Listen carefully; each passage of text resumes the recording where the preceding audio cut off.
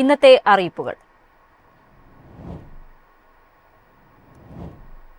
രാഷ്ട്രീയ കേരളം ആകാംക്ഷയോടെ കാത്തിരിക്കുന്ന തദ്ദേശ തെരഞ്ഞെടുപ്പ് ഫലം ശനിയാഴ്ച അറിയാം. രാവിലെ 8 മുതൽ വോട്ടെണ്ണൽ ആരംഭിക്കും.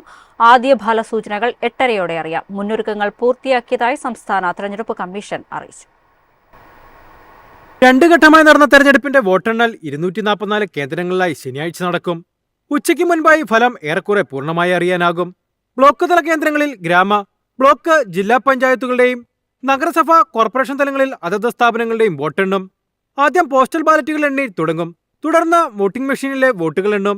ഒരു വാർഡിലെ എല്ലാ പോളിംഗ് സ്റ്റേഷനുകളുടെയും മെഷീനുകൾ ഒരു ടേബിൾ തന്നെയായിരിക്കും എണ്ണുക.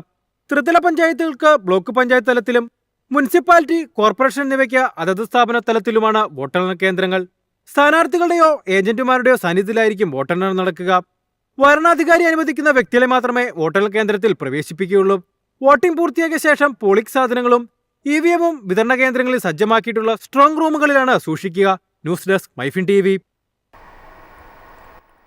സ്റ്റേറ്റ് ബാങ്ക് ഓഫ് ഇന്ത്യയിൽ വീണ്ടും തൊഴിലവസരം. 996 സ്പെഷ്യലിസ്റ്റ് കേഡർ ഓഫീസർ തസ്തികകളിലേക്ക് നിയമനം നടത്തുന്നതിനുള്ള ഔദ്യോഗിക വിജ്ഞാപനം SBI പുറത്തിറക്കി. താൽപ്പര്യമുള്ളവരും യോഗ്യരുമായ ഉദ്യോഗാർത്ഥികൾക്ക് SBIയുടെ ഔദ്യോഗിക വെബ്സൈറ്റായ sbi.bank.in വഴി ഓൺലൈനായി അപേക്ഷ സമർപ്പിക്കാം.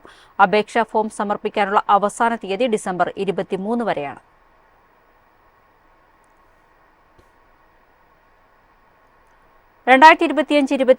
കൊട്ടക് കന്യ സ്കോളർഷിപ്പിന് അപേക്ഷ ക്ഷണിച്ചു. തിരഞ്ഞെടുക്കപ്പെടുന്ന വിദ്യാർത്ഥിനികൾക്ക് ബിരുദ പഠനകാലം മുഴുവൻ പ്രതിവർഷം 1.5 ലക്ഷം രൂപ സ്കോളർഷിപ്പായി ലഭിക്കും. താഴ്ന്ന വരുമാനമുള്ള കുടുംബങ്ങളിലെ 12ാം ക്ലാസ് കഴിഞ്ഞ പെൺകുട്ടികൾക്ക് പ്രൊഫഷണൽ വിദ്യാഭ്യാസത്തിൽ ഉന്നത പഠനം നടത്താൻ സാമ്പത്തിക സഹായം നൽകുക എന്നതാണ് ഈ സ്കോളർഷിപ്പിന്റെ ലക്ഷ്യം. സ്കോളർഷിപ്പിന് ഡിസംബർ 15 വരെ അപേക്ഷ നൽകാം.